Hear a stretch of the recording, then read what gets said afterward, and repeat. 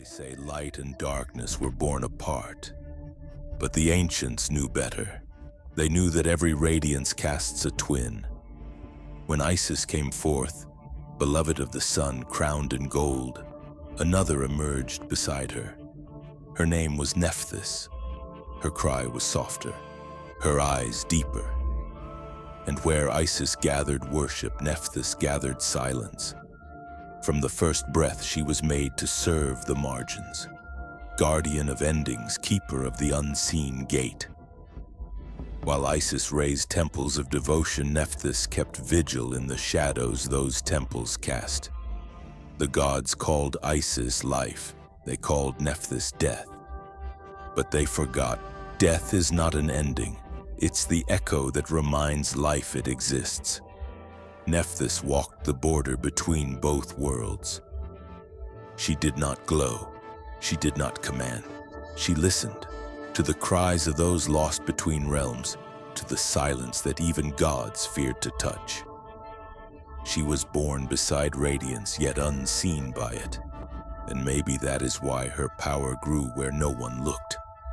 For while Isis shone to be loved, Nephthys endured to understand. She carried the weight of what others abandoned, the grief, the jealousy, the forgotten prayers. And through them, she became something else. Not the absence of light, but the soul of it. Because in every story of brilliance, there is one who stands behind the flame, tending it in the dark, knowing that light without shadow is an illusion. She was that shadow, and her name was Nephthys. They say every god has a throne, a place of power carved in gold or sunlight. But Nephthys never sat upon one. Her kingdom was a line, thin as breath, sharp as truth, drawn between what is living and what has already crossed. When the last heartbeat trembles, when the eyes lose their final reflection, she is there. Not to take, not to punish, but to witness. Nephthys walks the places where time slows, where prayers grow quiet, and where even gods hesitate to follow. She does not command the living. She does not rule the dead. She stands between them, the sentinel no one remembers until the moment they need her. The ancients called her the keeper of the threshold, because she alone understood what it means to exist between meanings, between day and night, between joy and loss, between the last inhale and the silence that follows. They feared that silence. She called it truth. When the gates of the underworld opened, it was Nephthys who guided the souls through, whispering their names so they would not dissolve into nothing. When the mourners wailed, it was her unseen hand that caught their grief and turned it into protection. She was the night wind moving through tombs, the soft hum behind the priest's chant, the cold stillness that made the living bow their heads. And yet she was not death itself. She was its mercy. She stood where Osiris fell and Isis wept, and she held the veil open long enough for resurrection to remember its way back. In the world of the living, Nephthys is forgotten, but in the world beneath, her name is still spoken with reverence, because even death recognizes the one who guards its doorway. She stands where breath fades into silence, and if you listen closely, that silence is her language. For she is the border you will all one day cross, and the hand that will greet you when your voice finally joins the endless hush. Her name is Nephthys, the keeper of the threshold, the watcher between worlds. They say the gods cannot fall, but every heart, even divine, has a fracture line. And Nephthys found hers where love and duty crossed paths. She was the sister of Isis, wife of Set, guardian of the night. Bound by loyalty, bound by name, yet somewhere deep within her silence, something began to stir. something that did not belong to duty. Set was her husband, the god of storms, fierce, untamed, always chasing thunder. He ruled through chaos, and his love was the kind that demanded surrender, not affection. Nephthys obeyed because that was her place, until she met the one who remembered her, Osiris, the god of order, the one who saw light in every shadow. And when his gaze met hers, she remembered what it felt like to be seen, not used. That single moment, quiet, forbidden, became a storm greater than Set's rage. The myths say she tricked Osiris, that she wore Isis's form and deceived him. But myths are written by those who fear the truth of desire, because love, when denied too long, does not ask for permission. It burns through names. In that hidden night, two forces that should never have touched broke the laws of gods. And from their union came life and loss and the seed of betrayal. When the dawn rose, Nephthys stood at the edge of everything she had known. Wife, sister, protector, now branded with a secret that could never be spoken aloud. Set's fury tore through heaven. Osiris was cast down, and Nephthys, the silent twin, became the witness to her own undoing. But even in ruin, she did not plead. She carried her shame like armor, her longing like fire trapped beneath ice. Because love, real love, is never pure. It is a hunger that reshapes the soul, a force that destroys order only to reveal what the heart truly worships. And Nephthys worshipped truth no matter how much it cost her. They called it betrayal, but perhaps it was something deeper. The moment a goddess remembered she was more than her title, more than her shadowed throne. For in her forbidden act, she became what the other gods could not. A being who loved and lost, and still chose to guard the world that broke her. Desire does not ask permission. It burns truth. And Nephthys, keeper of thresholds, walked through her own flames and never turned back. They say even gods cannot cry. But the day Osiris fell, the heavens heard a sound they had never known. It was not thunder. It was Nephthys, the silent twin, the watcher at the edge of the world, had lost the only one who ever looked into her and saw the night as sacred. And in that loss, something ancient awoke. Osiris's body lay scattered across the desert, torn apart by Set's rage. The wind carried the scent of sand and blood, and no god dared to follow, except her. Nephthys walked the wasteland barefoot. Her tears darkened the dust. Each one fell upon the earth like an offering, and where they touched, the ground remembered life. They say she wept, and the desert bloomed with souls. For the dead heard her grief and rose to listen. Even silence answered her. She found Isis kneeling over the broken pieces of Osiris, and together the sisters wove him back from oblivion. But it was Nephthys, not Isis, who guarded the body through the long nights, keeping the darkness from swallowing him completely. Her mourning was not weakness. It was ritual. It was creation. Each lament was a spell that kept the boundary between death and return intact. Each tear became a star guiding the lost through the duat. The ancient priests later said her cry was the first prayer, the one that gave humanity permission to grieve without fear. Because Nephthys showed that sorrow can be sacred, that loss is not an ending but a passage. In her lament, she did not demand justice. She offered presence. And through that stillness, resurrection took its first breath. The gods gave her no throne, no crown of jewels. They gave her something far greater. The right to guard the souls who wander. The right to speak for those who cannot be heard. Her crown was made of mourning, her robe of silence, and yet from her silence came renewal.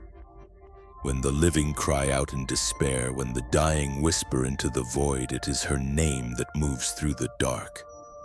The unseen comforter, the mother of endings that birth beginnings. Grief did not break Nephthys, it crowned her, because only one who has loved and lost can understand the rhythm of return. She wept, and the world learned how to heal. Her name is Nephthys, guardian of resurrection, bearer of the mourner's crown. They built temples for Isis. They carved her name into stone and filled the air with hymns. But for Nephthys, there was silence. No grand statues, no golden offerings, just a shadow painted on the walls beside her radiant twin. The priests wrote of devotion and rebirth, yet her name was left in the margins as though the gods themselves had chosen to forget. But the forgotten are not gone. They are the ones who learn to endure without being seen. And Nephthys endured. She was the unseen hand behind every funeral rite, the whisper that guided the soul across the threshold. While others were praised for bringing light, she kept the world from collapsing into the dark it feared, erased from temples, remembered by shadows. Her worship was not shouted in crowds, it was breathed in secret by those who worked among the dead. The embalmers, the mourners, the silent ones, they knew her power, for she was the quiet between each heartbeat of eternity. The world loves stories of glory, but Nephthys was never made for glory. She was made for truth, the kind that lives beyond crowns and candles, the kind that stays when every altar has turned to dust. The myths tell us she faded, but that is only half the story. The other half lives in every shadow that touches the light, because Nephthys was not destroyed. She withdrew. She learned that absence is its own kind of power. When no one calls your name, you hear everything. When no one looks at you, you see what others cannot. She became the watcher of history's blind spot, the keeper of memories too heavy for worship. While Isis rose in songs, Nephthys walked among ghosts, and in their silence, she found her throne. For it is not the living who remember you truly. It is the ones who have crossed over, and to them her name is still sacred. They call her the one who stands at the edge, the guardian of what remains. Because in forgetting her, humanity revealed its fear of endings. And Nephthys has always been the goddess who waits where all stories end. She is the stillness after prayer, the breath after farewell. The goddess who was buried twice, first by time, then by memory, and yet continues to rise in every dusk that follows day. The world may have forgotten her name, but the shadows have not. And sometimes when the light fades and you feel a quiet presence near, that is her. Nephthys, the forgotten goddess who was never truly gone. There is a part of you that no one sees, a voice that whispers beneath the one you use, a gaze that watches while you smile. That part has a name, Nephthys. In every myth, she stands beside Isis, the beloved, the adored, the perfect reflection of light. But Nephthys is the other half of that reflection, the one swallowed by its glow. She is what remains when the applause ends. She is the quiet truth behind every mask. They called her the Shadow Sister. But shadow is not darkness, it is depth. It is the evidence that light exists. And without her, the story of the self is only half told. She is everything you hide to stay loved, the envy you disguise as silence, the exhaustion beneath your composure, the longing you deny because it might unravel everything you've built. Nephthys is not the part of you that fails. She is the part that endures when pretending becomes too heavy. She lives where your light ends, and she keeps the memory of who you were before you learn to perform.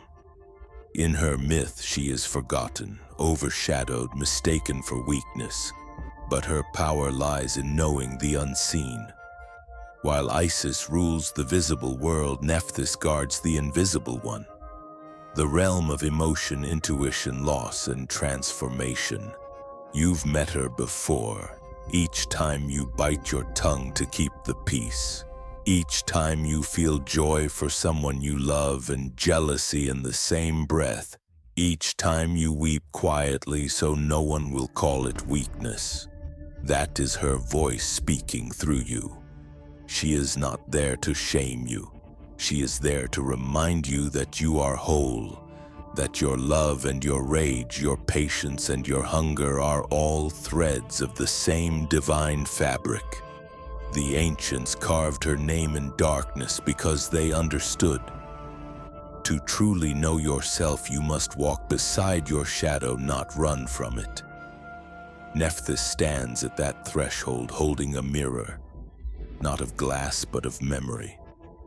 When you look into it, you do not see a goddess. You see the reflection of every truth you tried to bury. And if you can stand there long enough, if you can meet her gaze without turning away, you will understand that she was never your opposite. She was your missing piece. Nephthys is the shadow that proves your light is real. She is the stillness that waits for your return. The mirror you refuse to face, Oniden, and the only one that can show you who you are. Her name is Nephthys, and she has been with you all along. You think you walk in light. You think you've left the darkness behind. But Nephthys knows better. Every glow you carry, every act of kindness, every smile you give, casts a shadow. And in that shadow she waits. You cannot see her, but she sees you. She watches from the edge of every victory, from the corners of every moment you call good. Because even in joy there is fear. Fear that it will end. Fear that you will be forgotten. Fear that the light will fade. And those fears are her language. Nephthys is not the destroyer of light. She is its witness. The one who remembers that every sunrise must die for night to be born again. When Isis raises the torch, Nephthys holds the darkness steady so that the flame does not burn out of control. When Osiris is reborn, it is her stillness that makes the return possible. She is the quiet that keeps the light from consuming itself. But we forget her. We run from the shadow, thinking it threatens the good in us. We chase radiance until we are blind to the hand that steadies it. And yet, without her, there would be no contrast, no meaning, no rebirth.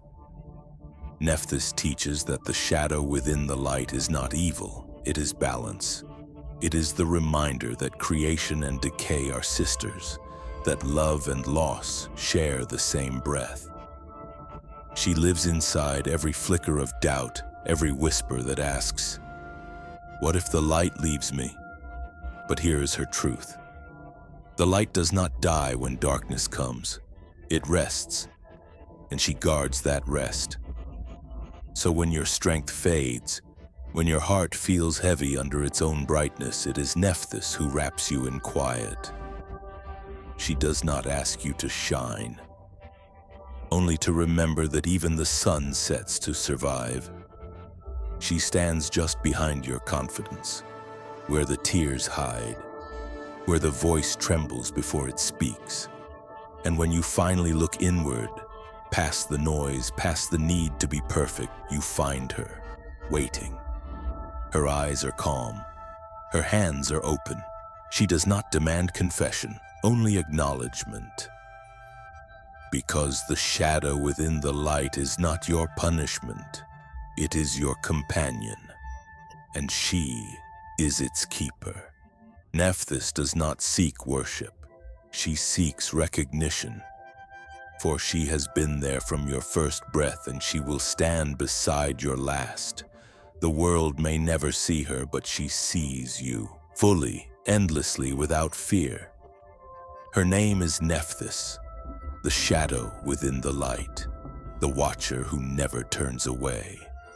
There is a truth most never dare to face, the truth that pain is not a curse, it is a doorway.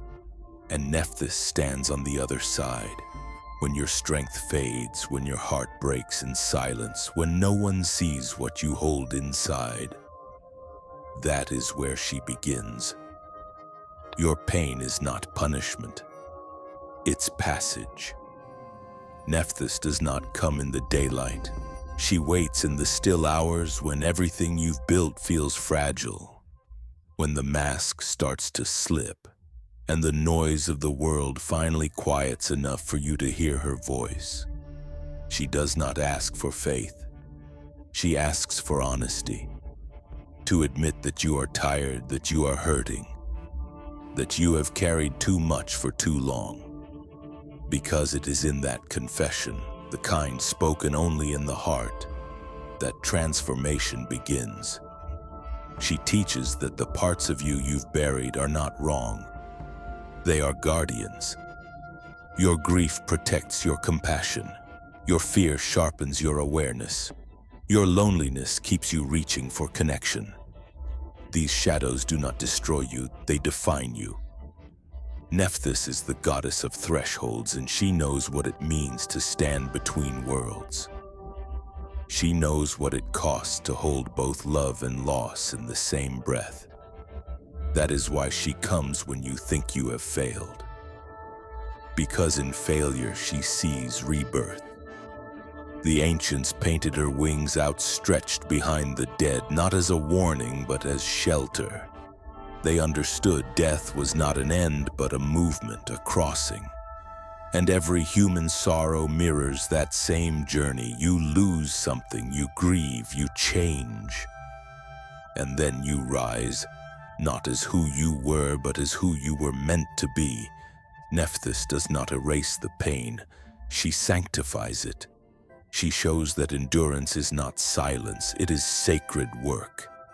That healing is not about forgetting, but about learning to hold the wound without letting it define you. When you fall apart, she gathers what remains. When you wander, she lights the path behind you, the one that only reveals itself once you've walked through the dark. This is her wisdom, that the shadow is not your enemy, it is your teacher, the boundary keeper of your becoming. So the next time you feel the ache that won't leave, the emptiness that won't fill, remember, it is not abandonment, it is initiation. It is Nephthys whispering, "You are crossing through." Her name is Nephthys, the dark twin who holds the secret of your healing, the one who reminds you that pain is not punishment.